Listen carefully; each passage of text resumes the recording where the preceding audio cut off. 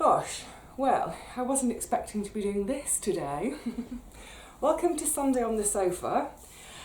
It's not even Sunday. You're going to be seeing this on Friday. Life's gone a little bit bonkers and chaotic again. Oh, goodness me. It's still raining.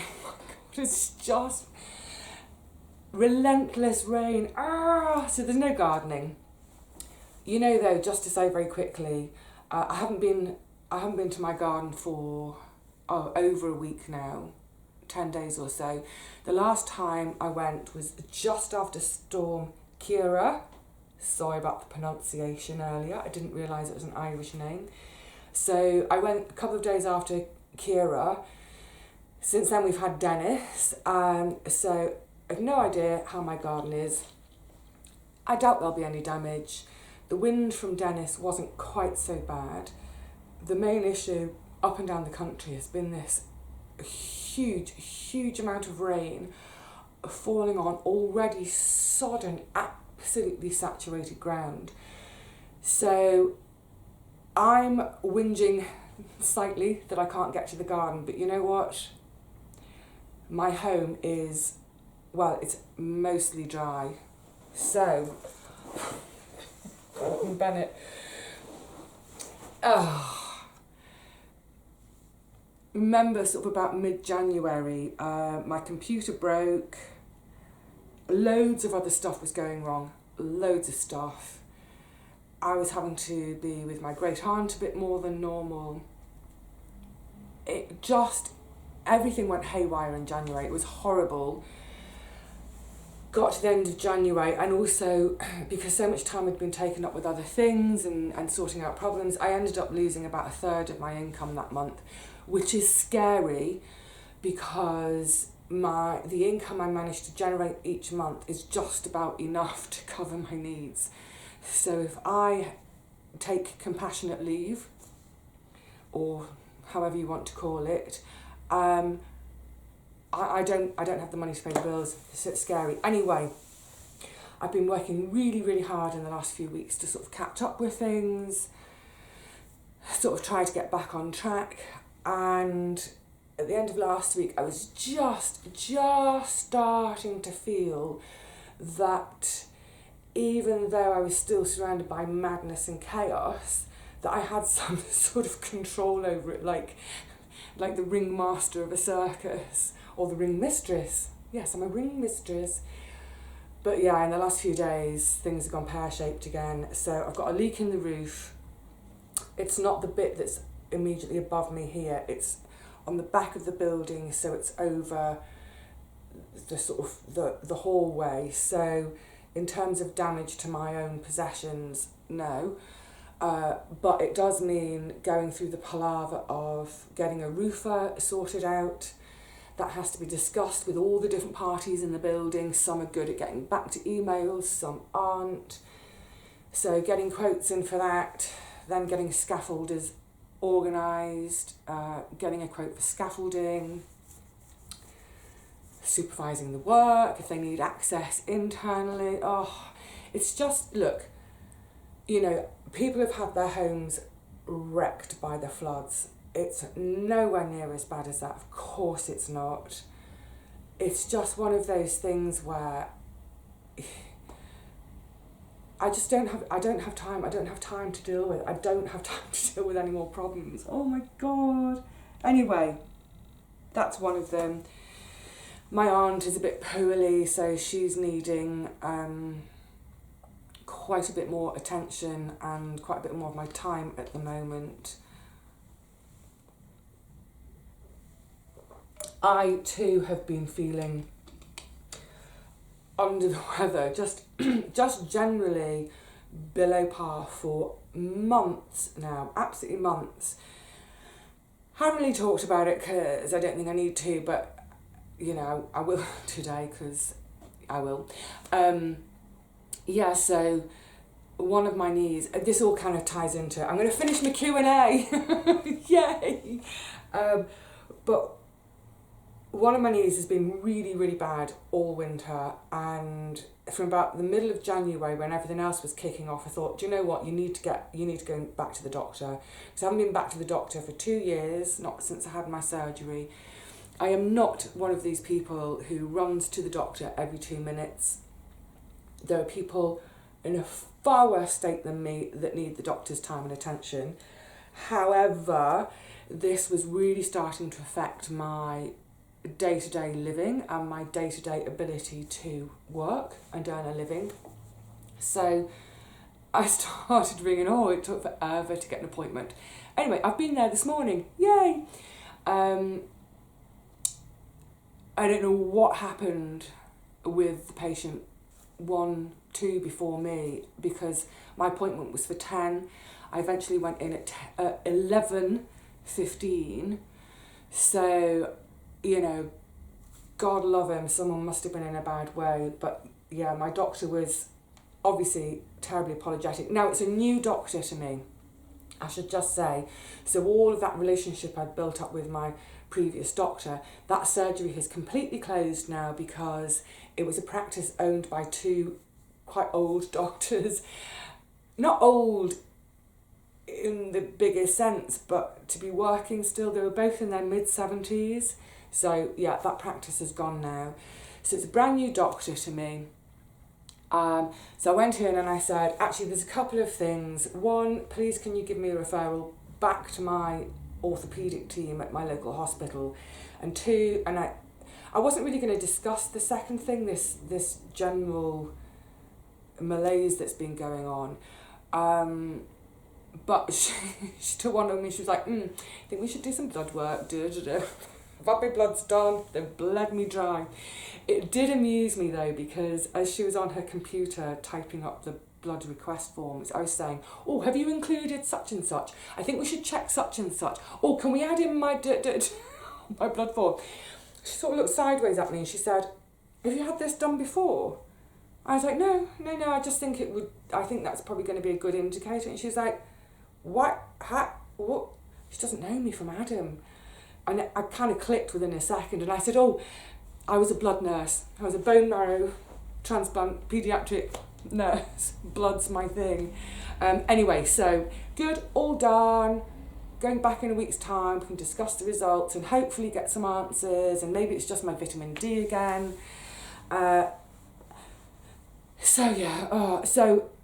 Oh my goodness, I'm all around the houses today. So one of the reasons you're seeing this on Friday is because this week has been taken up with my great aunt. I'm back to see her again tomorrow.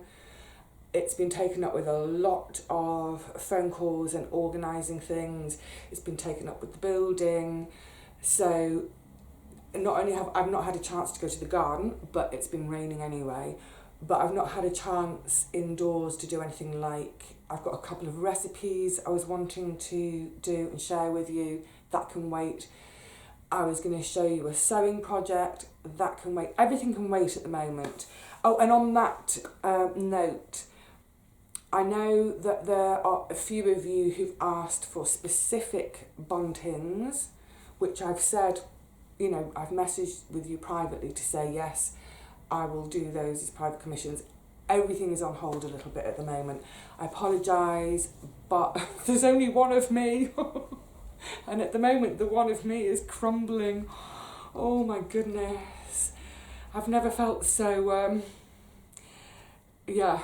fragile, shall we say.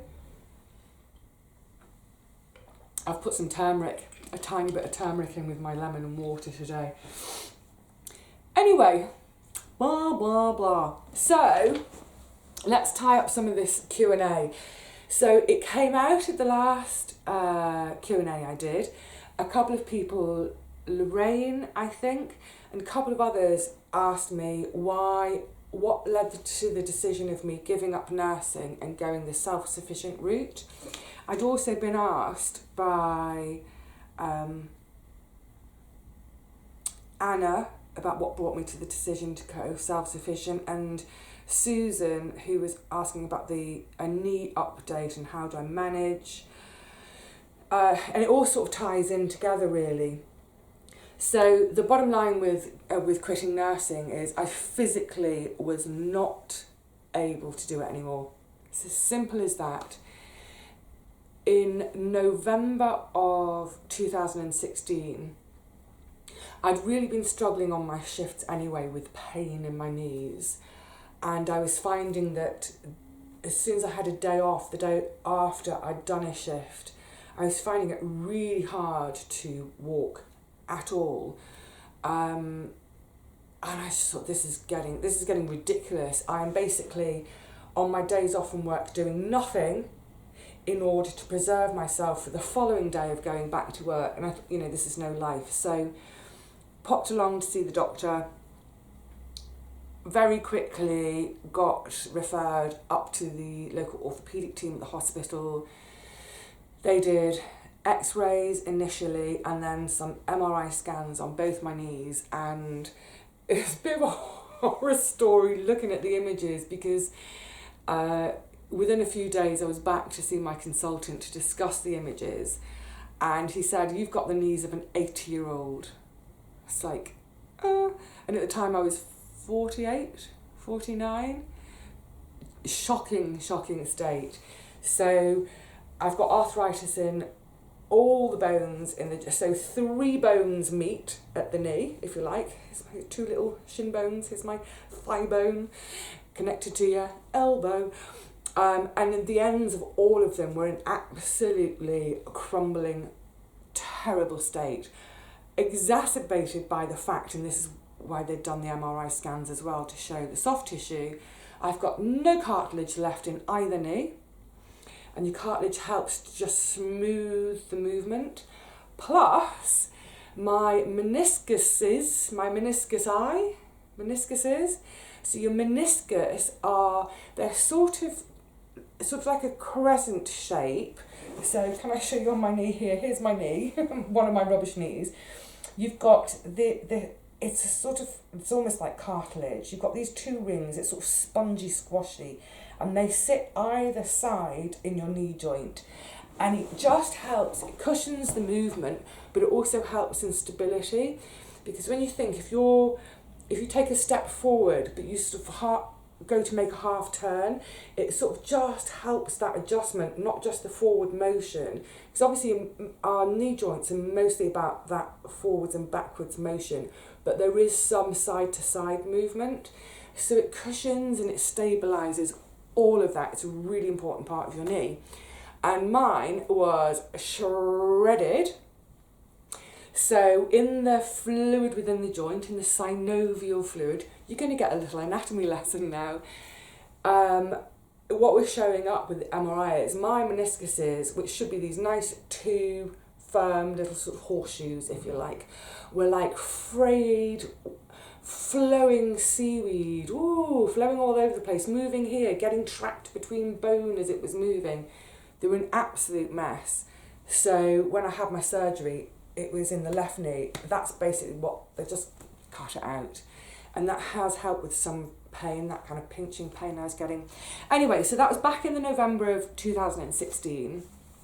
And discussing it with my consultant, and he looked at the images and he said straight away, you have got to stop nursing. You cannot do that job anymore. You cannot be on your feet for 13, 14 hours a day, even if it was a gentle shift, which it never ever was on my ward.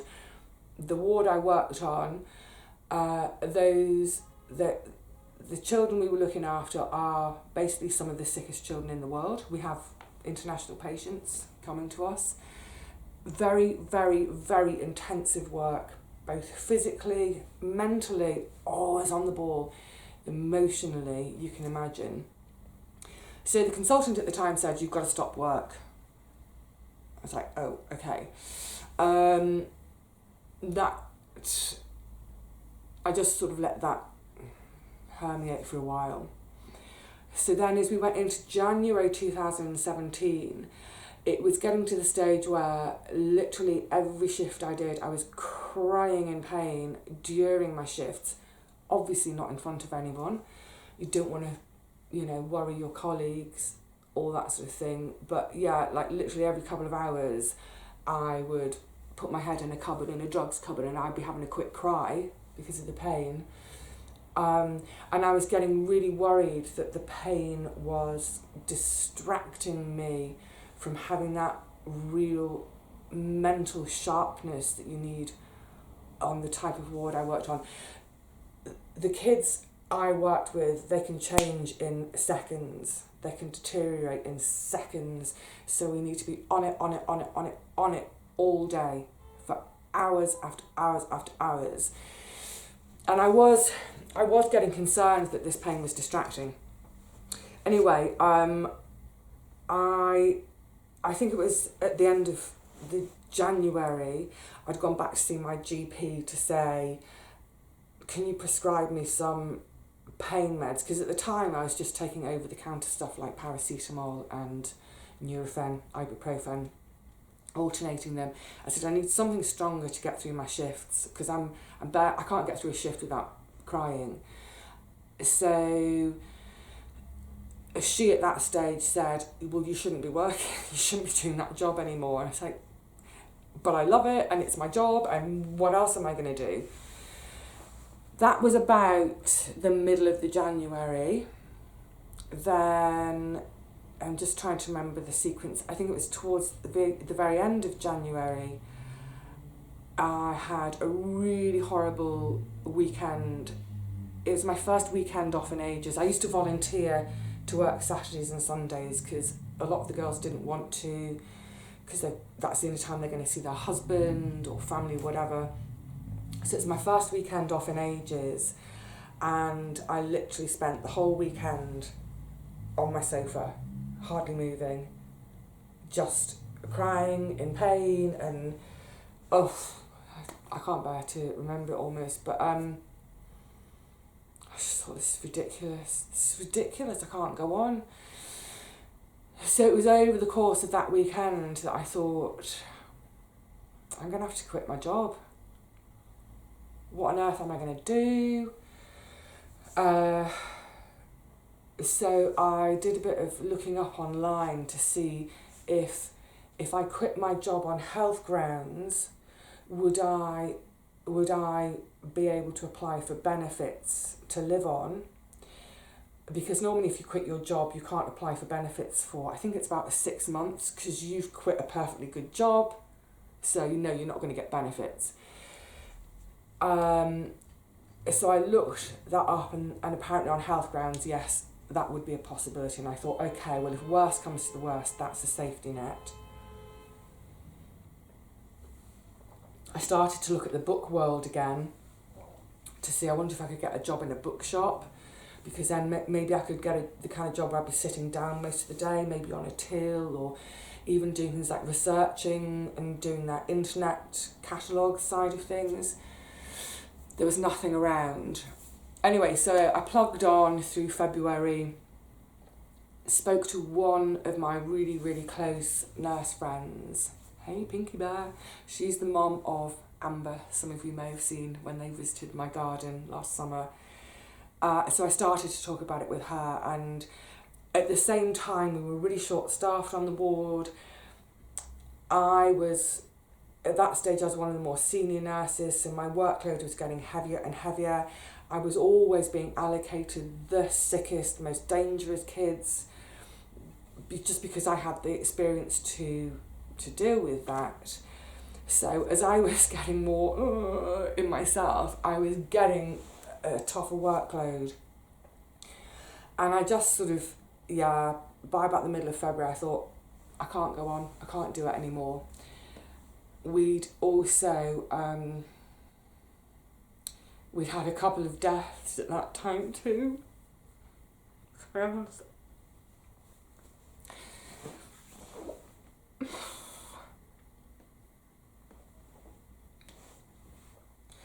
We'd had a couple of deaths, and obviously every death is horrible. But I think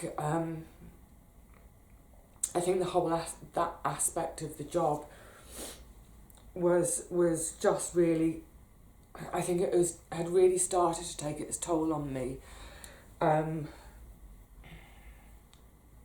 I loved my job. I was really privileged and honoured to do it, but I'm a sensitive kid and working with kids who are in physical pain is hard, and working with parents who are in emotional pain is hard.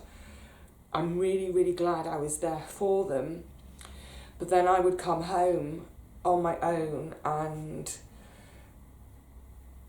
I'd be filled up with all this pain and have nowhere to put it. Obviously one speaks with one's colleagues and we share that way, but it's hard to talk about with family or just regular friends because they'll never fully understand it because they don't fully understand the work. But yeah, I think I'd had enough. I'd had enough emotionally as well as physically. Stupidly, I don't have a hanky on the sofa. I need my hanky. Oh, I do. So yes, there I was in the middle of February, and I've basically decided that's it. I can't do it anymore. What on earth am I going to do? And I thought, well, you know what? I've paid off all my student debt now. I've paid off my mortgage. My overheads, I know what my overheads are per month, my fixed overheads, insurance, building maintenance, gas, lecky, what have you. And I was thinking, surely, I was reckoning that I would need a minimum of £500 a month to live on. And I was thinking, surely I can generate that on my own. Surely I can generate that through a bit of YouTube, a bit of sewing, and the sort of the backbone for all of that is I already have this garden. I've already got a source of free food. So surely it will be possible. Will it be possible? Will it be possible? So then, as we went into March, at the beginning of March, I handed in my notice. And it was weird because one of my colleagues, this very good friend of mine, knew that I was going to do it. Well, she's fairly certain. I hadn't told her that I was definitely going to do it. And I remember I did a Sunday shift. I did the night shift. So I've got this letter in my bag, burning a hole in my bag. And on the Monday morning, the ward... So we finish work at about 8:30 in the morning. Usually from about 8 till 8:30 we're doing our handover. So I'd done all that. I went to go and speak to my ward manager. She'd gone off to a meeting. It was only a very quick meeting. She'd be back about 9:30. So I was hanging around and people were going, why are you still here? What are you hanging around for? And I said, I just need to speak to this woman, our ward manager. And people started going, why? Why are you going to see the ward manager? And I was like, I just need to have a quick word, what have you. So anyway, she came back and bless her. So I walked into the office, I'll never forget it, and I said, can I have a word privately? So we went to one of the interview rooms, and I pulled out my letter, and she said, and before she'd even opened it, she went, nope, not reading it, because if I don't read it, it's not true. I said, you don't know what it is? And she said, I do, I know what it is. I know you've had enough, haven't you? Oh my goodness, I'm going to cry again. So yeah. So I was due to work until the end of April, and I thought, that's fine. Another couple of months' work, I won't spend a penny, I'll set that aside for when I start out on this new life. And at the same time, it's like, right, let me set up a YouTube channel, let me work out how to do all this kind of stuff. I'd already got my website and my Facebook page going, so I had somewhere already to announce to people that this was happening. And then in the end, it was in the middle of March, I had another dreadful shift in terms of pain. I had gone back to my doctor the next day to say, can you up my dose on my pain meds? And she's like, nope, I'm now signing you off work. So in the end, instead of working to the end of April, by the middle of March, I'd been signed off. She said, that's it, you're done. Work completely understood. I actually had 2 weeks of annual leave planned in that 6 week time. So it was kind of weird because until the end of April I was still being paid, but I wasn't at work. And as each day went by, I could just feel this huge relief, this sense of relief of, I don't have to get up at 4:30 in the morning. I don't have to go through all that pain every day, the physical pain. It was such a huge relief. And then of course I started my YouTube channel, decided that I would do a little monthly roundup about how it was going and what I'm doing. And at that stage, I just thought, I'm going to literally do this for a year, see how I got on, prove to myself that I can live without someone else employing me. I can live like that for a year, and then I'll find a job. And that in that year, that'll give me plenty of time to find a job. Anyway, here we are, nearly 3 years later. Haven't found a job. So a couple of you, so that's what led me to self-sufficiency, to answer Anna and a few others. In terms of the update on my knee, they're worse than they were 3 years ago. That's why I've been back to my doctor now. I won't know, I probably am going to need them scanning again. I'm hoping with the right knee that the majority of the pain I'm getting is from my floaty meniscusi, and that if we can cut those out, that might reduce the pain enough for me to carry on for another 5, 6, 7 years before I have to think about knee replacements. That will happen down the line, it's going to happen. But yeah, so knees aren't great, but my move towards self-sufficiency is going well. It's difficult, it's really hard. You know, exactly as I was saying way back, I'm looking at the clock, I've done it again, half an hour ago. I've got to wrap up.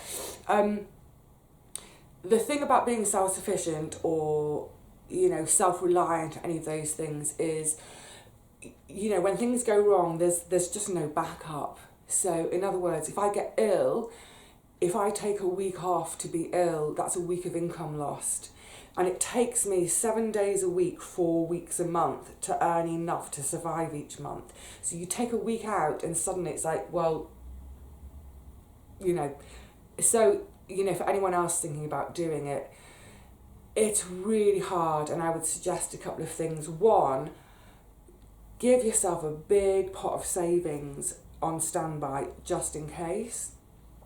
2, if one of you can, if you're in a partnership, if one of you can carry on working or even drop to part-time work, whatever, just so you know there's a secure bit of income coming in, great. Obviously in my situation, it's exacerbated by the fact that I'm also a carer for my great aunt.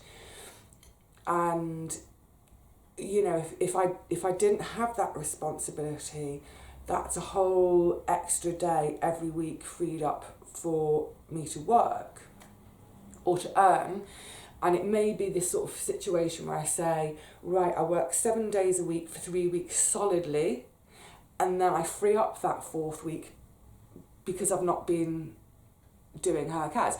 But, you know, that's my situation, that's the situation I'm in, so that's what I deal with and will carry on dealing with.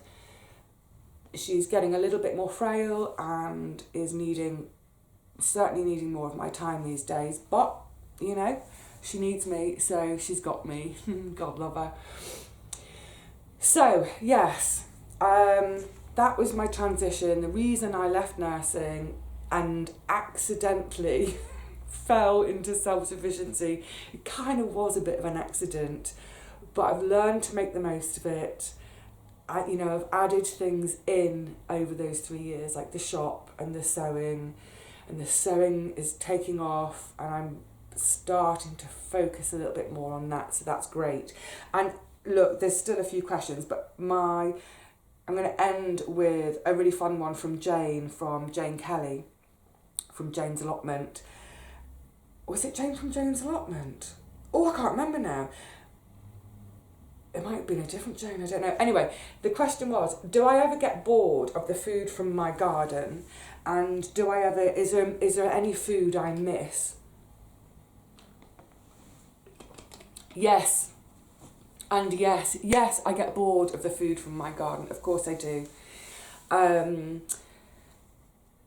So I've talked about this before when I'm harvesting or cooking. You know, I eat seasonally, mostly. Obviously, I eat stored food as well. But right now, in the middle of winter, I'm bored with bottled tomatoes. I want a fresh tomato.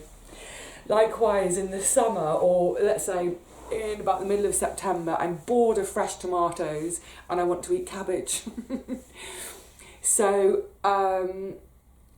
yeah, you know, I love the food I eat. I love the veggies I grow, and I try to mix things up all the time. But it is a much narrower palette of food now than I ever used to. So, for example, in terms of, do you miss any foods? Well, pardon me. Back in January, I went for lunch with Richard and Paul. And, Paul made his gorgeous chickpea roast thing. And we had a salad, and with the salad there was avocado. I hadn't had an avocado for about 4 years. Oh my goodness, it was gorgeous. I went nuts for this avocado. So much so, bless him, Paul snuck a spare avocado in my bag to bring home. So yeah, there are things I miss. And they're things I miss not just because I don't grow them, but also because they're things I would try not to buy anyway, just because of food miles. I'm trying to be so good about it. But things like fresh pineapple. Oh, I dream about pineapples. A fresh coconut. Oh, fresh coconut. You know, even simple things like a pizza. I want all these things now, but I don't want a Hawaiian pizza. I don't want that pizza that's got pineapple on it. That is wrong. Fruit does not belong on your pizza. I don't care what you say. If you want fruit on your pizza, you're a weirdo. So yes, the simple answer is yes, I get bored with the food from the garden. And there's tons of stuff I miss. And I go through these weird cycles of cravings. So, for example, at the minute I've been really craving pineapple. Don't know why. You know, it's not just the treaty stuff that I don't grow. I will crave cabbage in the middle of summer because I only have space to do brassicas over the winter. There's probably loads. Excuse me, there's probably loads. And I actually don't want to think about what I miss, because otherwise I'm going to start getting depressed and sit here drooling thinking about them. Excuse me. Hummus and olives. So obviously hummus, I could easily make it myself, except, you know, tahini paste costs a fortune. And my chickpea harvest, what chickpea harvest? Darn pesky mice. You know, I just don't grow enough to be making hummus every week. But having said all that, I am so grateful for the food I do get out of the garden, and it is gorgeous. And I think it's purely that kind of seasonal fluctuation that bores me. That, you know, as I go into the autumn and I have the first squash, I'm like, I'm so excited for my first squash. By this time of year, February, March, and I've been eating a squash a week for 4 or 5 months. I'm done. So bored. Excuse me, I've got a real little tickle. Sorry, hang on a sec. So yeah, there we go. Now, I'm looking at the clock. I've done it again. I'm so sorry. I think I've done it again. I'm not sure. I didn't clock the clock at the start. Never mind. So, like I say, you're going to see this on Friday. I'm hoping, therefore, that by Sunday I may have managed to get a visit to the garden at the weekend, because there's a few jobs I want to do. I want to talk about the felcoes and how to spot fakes. yeah, there's all sorts that I need to get my head around and get working on. So, like I say, fingers crossed we get a fine day, either Saturday or Sunday, so I can do some outdoor gardening. Yay! If I can't, oh, you know what the temptation is? It's to do some more indoor sewing and start things, but it's too early. It's too early for me here, partly in terms of, beg my pardon, if I was to start tomatoes now, for instance, they'd be that big that they'd be wanting to go out in the middle of April. It's too cold for them. And also, really importantly for them, the quality of light, the light levels, the length of daylight hours at this time of year, it's still too short for them. So if you're growing without grow lights like me, we don't have enough light yet for them. So, as tempting as it is to stick a load of seeds in, no, don't, it's too soon. Right then, I think that's enough for today. So I'm going to say cheerio to you all. Stay well. Get well if you've been poorly. I don't mean that in a get well. I mean, I hope you're improving if you haven't been so good. I will see you all again really soon, I hope. And let's just hope it's outside when I see you all again. Fingers crossed. So until then, bye for now.